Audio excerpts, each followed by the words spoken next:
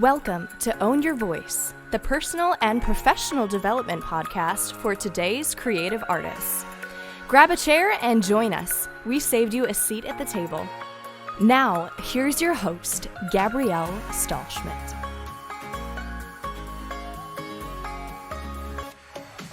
Hello, everyone, and welcome to today's podcast. Today, I have with me a very special guest speaker. This is a longtime friend of mine and a popular St. Louis artist.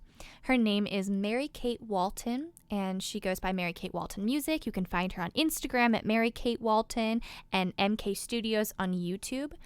She has always had the most incredibly unique style and approach to music, so I am incredibly excited to have her speaking today on the podcast, sharing how she kind of found her own unique voice, what she's doing with it, her upcoming tours, and her advice on songwriting. Without further ado, let's welcome Mary Kate. Hello, how are you? Good, how are you? I am awesome, and I'm so excited to get to talk to you, so super pumped. Aw, you're so kind. I feel so honored. I just saw your post. Oh, absolutely. It's really special. I mean, you have such a unique style, and I've been wanting to talk to you for a really long time. I even remember, honestly, back in college being always super impressed by the stuff that you came up with. So I am ready to pick your brain and to learn from your wisdom. Aw, I'm excited. Good. Well, I just want to go ahead and get started with catching up with you and all of the amazing musical things that you're a part of, and the music writing and the touring. So if you just want to give us an idea of your upcoming tour dates, and we'll go from there. Okay, cool. So now, just go. Yes, ma'am. Awesome. So, I feel like I have a couple full-time jobs, and one of those is music. And I'm involved in, I do have 3 piano students, so I get to kind of keep up teaching a bit. Yay, that's exciting. I know, it's so fun. I love it. And 2 of my students are little ones, and then one of them is an adult. So it's fun to get the different dynamic there, Absolutely. too. Yeah. But in addition to that, I have a band called The Wayward Souls, and it's 2 friends of mine. We make a trio together, so we play out as much as we can. We've done a lot of, I don't know exactly how many shows, but probably like 12 this year. Wow. At like different festivals, like not festivals necessarily, but just events at different parks in the summer, coffee shops, churches, house shows, that kind of thing. So we've done that a lot, and then I play a fair amount of like open mics or solo shows too, because first and foremost, I'm a singer-songwriter. I really love that whole aspect, and I know that's something that we want to talk about in more depth, but yeah, I love being able to share my original songs. So like, yeah. Yeah, absolutely. Do you have an album or an EP or anything out? I do. I have an EP out that came out in January of 2019, and it's called Self-Portrait. Okay. This is under Mary Kate Walton, and it's available on iTunes and Spotify and everything. Yay. It's 5 songs. I know, it's fun. It's so fun. I'm thankful to have gotten to do that. And that was with just some incredible musicians and producers in Nashville. So this was just you and not the Wayward Souls, right? This is your music? Yeah. Okay. Correct, yeah. It was just me. But then it was a team effort for sure. Sure. And Erin Bodie is... Ooh, I love Erin Bodie. Oh, isn't she amazing? She's so cool. So she was a huge help to that. She and her husband, Sid, helped produce it. Okay. She even sang a little bit in the background. No way. That is so cool. She's so humble and kind and wonderful to help someone like me. Yeah. So is there any way to get your hands on a physical copy, or is it online only? It's online. I do have physical copies that I sell at my shows, so you just have to come see me if you want. I do, and I would really love to have it autographed. I think that would be awesome. I do that sometimes and it feels weird, but You definitely should, and then I'll frame it. aw, so sweet. Yeah, and it was so fun.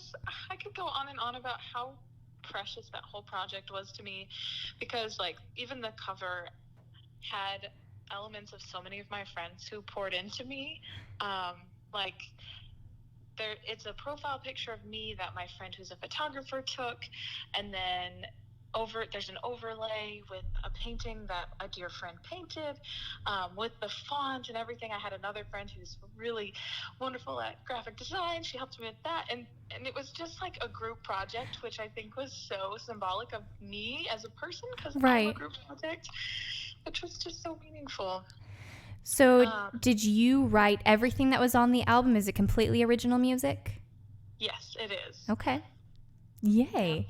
Now, I know for those of you on listening to the podcast, I have known Mary Kate for many years. We actually went to college together in the same music program, and she has always inspired me. I would listen to her in class, especially music tech class, where you would be playing on the piano in the background and coming up with your own arrangements to stuff. And I was just blown away. I was like, how in the world does she do that? Because that's something that I had to work really hard at, and it just came so naturally to you.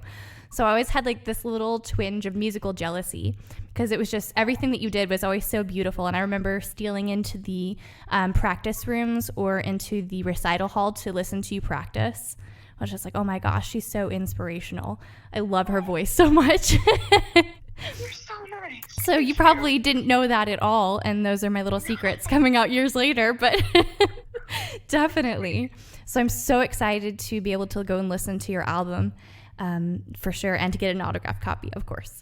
Aw, oh my goodness, you're so sweet.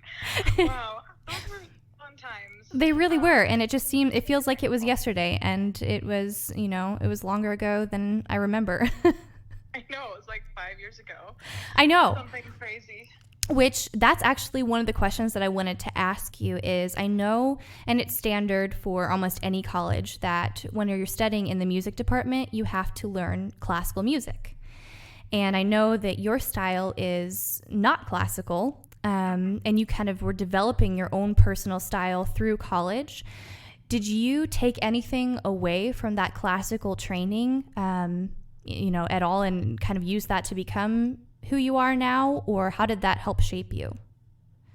Yeah, I think in subtle ways it's made a big difference.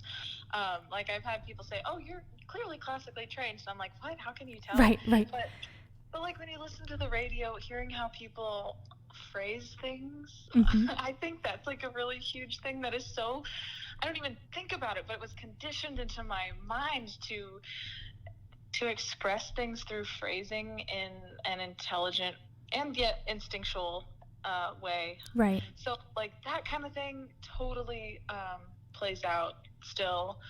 And then just always, I think, having a knowledge of music historically and just like how it's evolved, I think that's always beneficial. But I'm a fan of history and learning from history. And sorry, can you hear the background noises? Is that a problem? Nope, not at all. You are good to go. Cool. Sorry. No, you're good. I'll ask in case that'll. Okay. Anyway, yeah. So classical training, I would recommend to anyone. I mean, for me personally, I've noticed that it has helped my technique no matter what I sing. Just really having that foundation of, even like the vowel formation and how all your words are super clean and easy to understand, and the vocal health aspect of it. And it's just invaluable. And I've used everything that I learned in that aspect to further what I do now. So I was just kind of curious as to what you took away from that, because I know you didn't do strictly classical music either in college, and I probably was a little bit more on the classical side than you were, but that always intrigued me because you have such a unique style. And honestly, how would you classify your style? So at this point in my musical development, I would say indie folk. Okay. I do think, I mean, that's my favorite is folk music, where it's very lyrically driven, more simplistic instrumentally. That's my favorite, and I think most of what I write is that. I think there's a lot of pop influences that come in, especially the more I write too. So indie folk pop maybe. So who are some of your influences?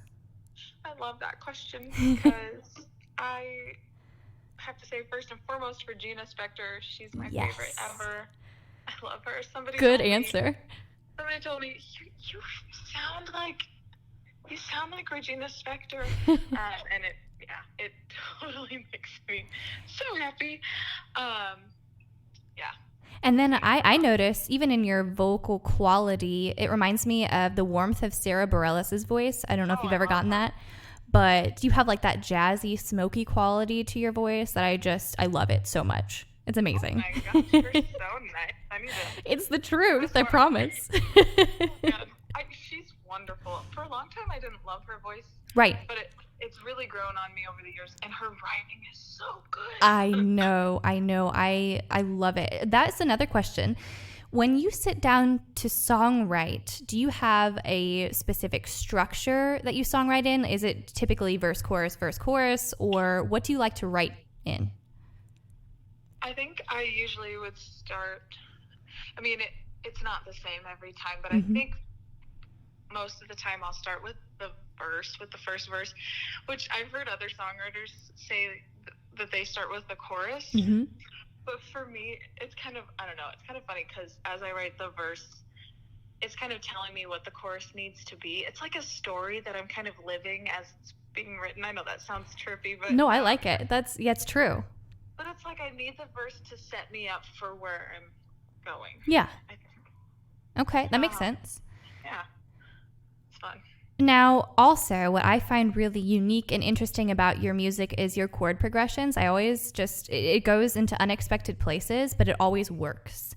So when you sit down to write, how do you determine kind of like, hey, this is the key I'm going to write in, or where do you come up with your really unique chord progressions?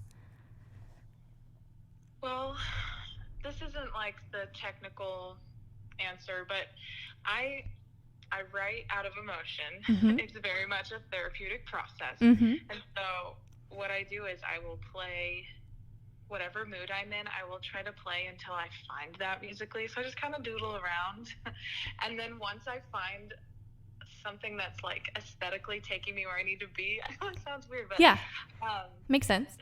From there is when I kind of start coming up with a melody and lyrics. And in terms of like how do I decide on chord progression? Obviously, like I make changes. I might try something and be like, ew, or whatever. But I try to make it interesting, and I try to be unique because I personally get bored of the same 4 chords. Sure. So it's just something that is ingrained in my personality too, is we got to make this interesting somehow. And that's always what was interesting because I follow along on Instagram with all the things that you put out musically, that no 2 songs ever sound the same. And I can tell that you listen to a lot of different types of music because everything is new. And that's really fresh to me because there's so many artists where you hear, the same iteration of a song over and over and over again with the same chord progressions, the same 4 chords. And you can basically sing the same lyrics to a different song that they've written. And I love that about what you do. So I always find that fascinating. For sure. Thank you. I sometimes wonder if that's something that's to my detriment because, like, I'll write a song that is very clearly musical theater influenced, and then I'll write another song that's, like, more standard folk or even more with bluegrass or Americana vibe. And then I'll write something that's, like, almost hip-hoppy, and I'm like, I know that people are more comfortable with artists who, like, stay in one genre strictly, but that's but I feel like that's why people's attention spans are so short too, because one song gets played over and over and over again on the radio and then everyone's done with it, and then the next song comes out and it's exactly the same and then everyone's done with it. But with you, I feel like it reaches a broader target because you have something to offer so many different people with varied tastes in music. So on the flip side, I think that's a really amazing thing, is that you're able to capture so many different people and demographics and styles. So I see it both ways. I guess there's two sides to every coin. Yeah. And it's who I am. And I love a variety of styles. And that's one thing I love about Regina Spektor too. She does the same thing. She has some songs where she raps, and she has some songs where it's like, oh, this sounds like Chopin. Right. She has other songs that are totally different in other ways. Exactly. Now, when you write, do you typically start with the music first and then write the lyrics, or is it different every time, or what does that look like?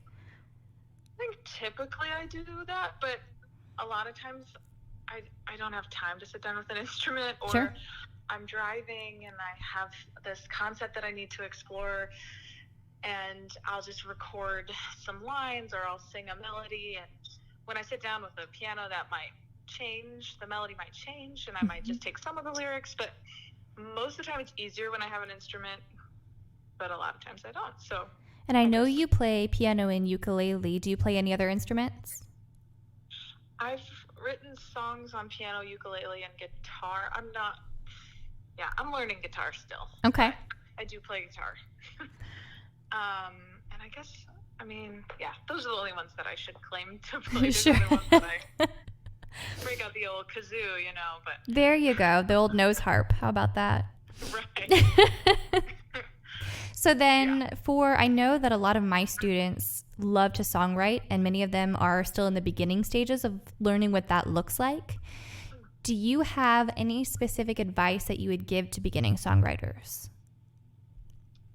I feel like this is generic advice, but I'm going to say it anyway. Sure. Just start. Mm-hmm. Just write. If you write a bad song, that's amazing. Mm-hmm. Right? You are writing. You are figuring out the kinks. You're figuring out what works for you. You're figuring out how your mind works. So, maybe you have to write a few bad songs, or maybe your first song will be amazing. I don't know.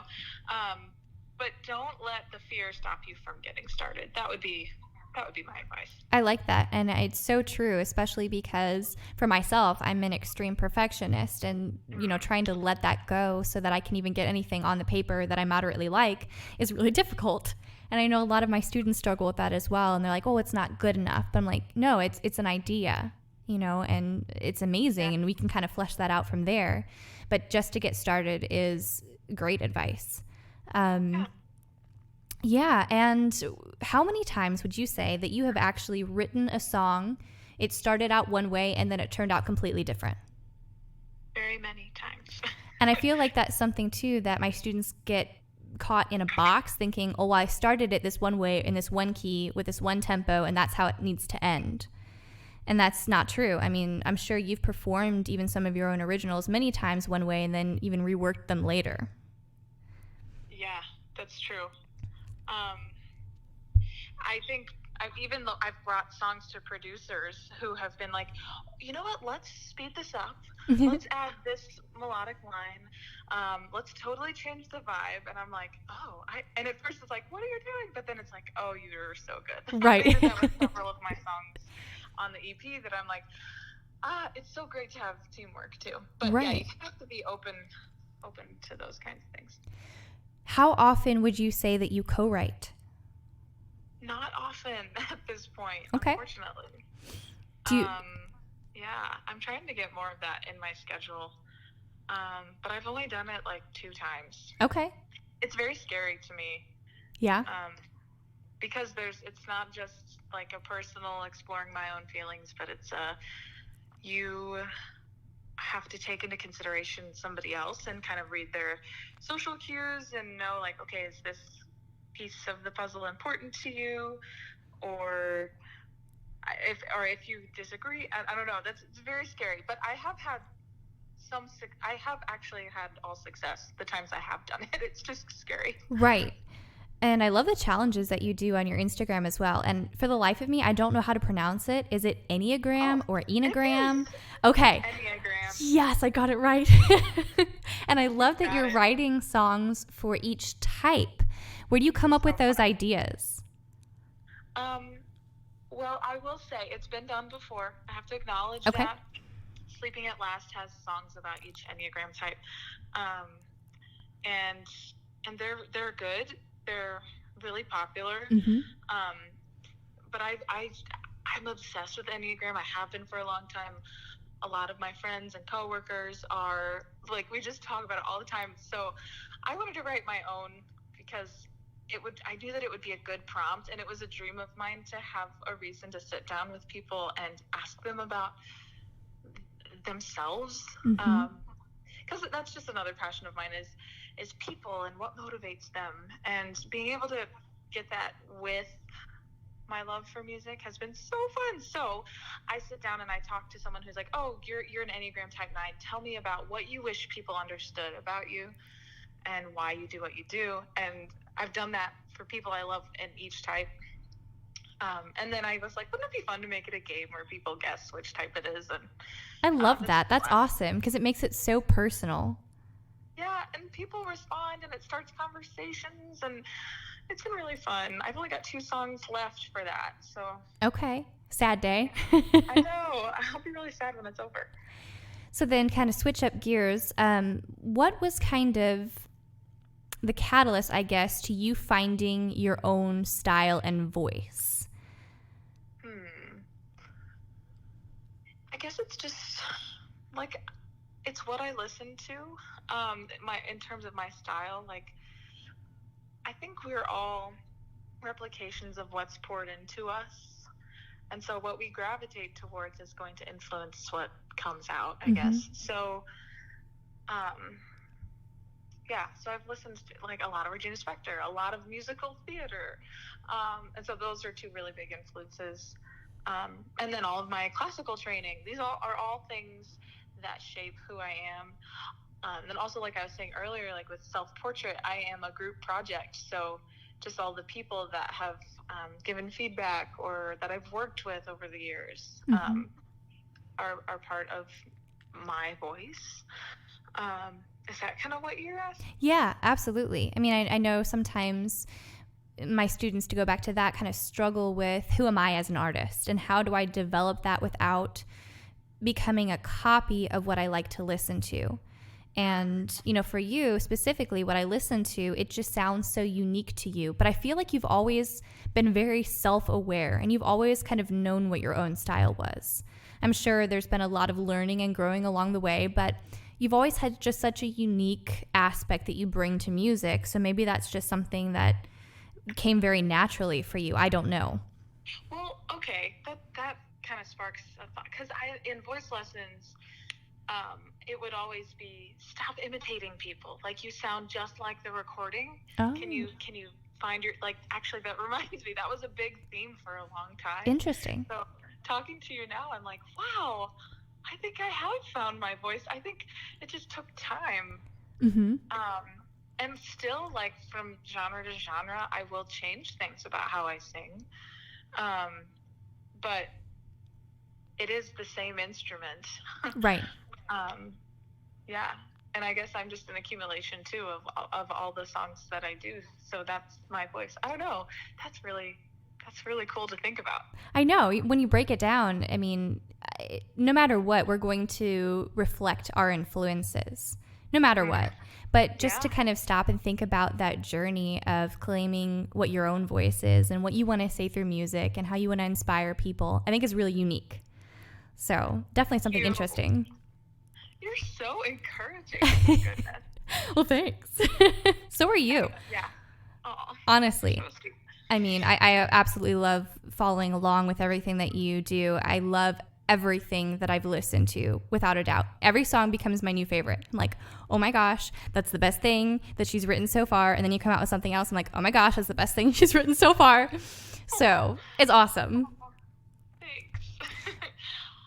What is, sorry, that kind of makes me think, like, that is a hard, like, I wear my heart on my sleeve musically. Like, when I share those songs, that's like, okay, I went through a situation that prompted that, and it might have been a year ago, it might have been a week ago, but it's interesting to think about people listening to it and, like, sharing my heart. And I think that's really obvious. It comes out in the way that you sing and the lyrics, which I always find your rhyme schemes interesting too. So that's kind of something that I wanted to talk about. Are you even conscious of the different rhyme schemes that you have? Do you use literary devices, or is that just natural? Is that how you think? it's more how I think. I wish I could say, oh, I'm just so disciplined. Which is awesome. You have a poetic mind. Thanks. There are, like, rules that I make for myself. Like, I like more rhymes. I like to get as many rhymes as I can. I like to, and that means, like, the end of the phrase or the end of the line, but then also in the middle of the line. I like to just make it, I want it to feel natural. Like, these words are supposed to be together here and not just, oh, I had to do this to fit my agenda. I don't want it to be my agenda.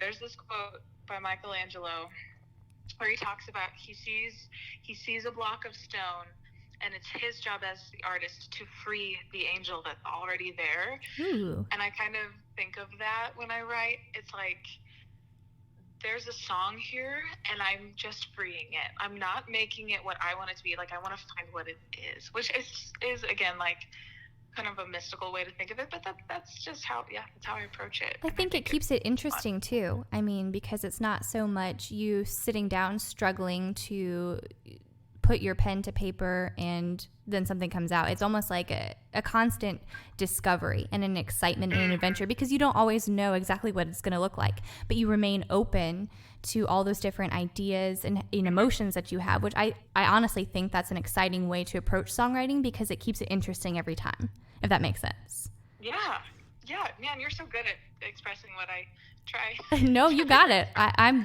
reading between the lines. Don't you worry. Yeah. So fun. What would you say your favorite style is to write or perform, or both? I don't know. I like to mix it up. I have one song that's, like, pretty hip hop. Really? Yeah, and that's my most popular song. It shows everybody is always like, what the heck? Like, and I think it's the shock factor of, like, Mary Kate's, like, kind of rapping. There you go. That's awesome. Which, yeah, I think that's why. But, so that one's really fun, and it makes me want to do more hip-hop, but I feel like a poser. That one just kind of happened in the height of my Hamilton obsession. Oh, nice. There you go. Makes sense now. Yeah. But then, like, I like kind of bluesy stuff sometimes. I So it's more of a mood thing. I guess so. Okay, that's fair. Just like it all. Do you have any upcoming shows? I do.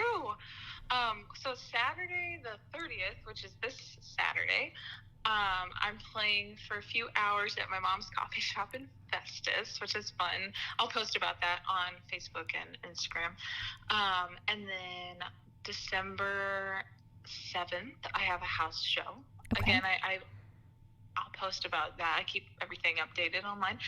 And then January 4th, my band is playing at The Wolf in Chesterfield. Ooh, I love that place. I know, it's so wonderful. I love it there. So those are the most upcoming shows. So then where can we find you on social media? My Instagram my handle's Mary Kate Walton. I also have a Facebook page, Mary Kate Walton Music, and I have a website that is almost done. It's looking really beautiful, and so that one isn't ready yet, but it's coming. Okay. And then a YouTube channel. Do you have a YouTube channel? I do have a YouTube channel. I forget about that, but I do post. I won't let you forget. Don't worry. Thank you. Yeah, I think it's MK Studios. Again, that's something I'm trying to, like, revamp and make more professional. But Sure. There is, like, years of stuff. So if you want to see, like, the old raw stuff, there's some goodies on there. Okay. I refer my students to you all the time. I'm like, she has, everything going. And if you want some inspiration, go listen to this channel. So they all know about you. That is so cool. For real. So much. So when they heard that you were going to be on the podcast, they were like, we're going to be tuning in. We're so excited. Oh my gosh. I know. Wow. You're like Thank a rock you so star much. here. I'm speaking to them now. Thank you guys. That's really cool. So, if you ever want to come in and do anything with us, a workshop or something, let me know, because I think they would just be over the moon. That would be a blast. For sure. if I have anything to offer, I would just love to meet them. That would be so fun. Absolutely. They would be starstruck. So, no worries. Aw. A captive audience. Aw. Okay. Is there anything else that you would like to mention about upcoming tour, or is there an album in the works or anything else? Well, I'm really loving this Enneagram project. So it's a dream of mine to be able to make an album. Mm-hmm. That's still in beginning phases, but again, if you follow me on social media, I'm going to give opportunities for people to be involved and support to make that possible. So I would say just be on the lookout for that. And if you've missed the Enneagram stuff, it's all in my highlights on my Instagram page. Perfect. One more time, what was your handle on Instagram? Mary Kate Walton, one word. Perfect. Well, thank you so much. It's been so much fun talking to you and kind of catching up with you and hearing about the exciting things that you're doing through music. I would love to make a concert soon and to get my copy of your new album. So I will definitely do that. And again, thank you. This is awesome. You just gave so many little, pearls of wisdom, and it's amazing. I'm excited for you. It's helpful somehow, and I'm so thankful and honored to get to chat with you about music and to be on your podcast. It's so fun. Thank you. To learn more about the Own Your Voice podcast or to join the growing community, visit GabrielleStudioofMusic.com and the Own Your Voice podcast on Instagram. As always, remain committed to owning the power of your unique voice, because what you have to say, both musically and personally, is much too important not to be heard.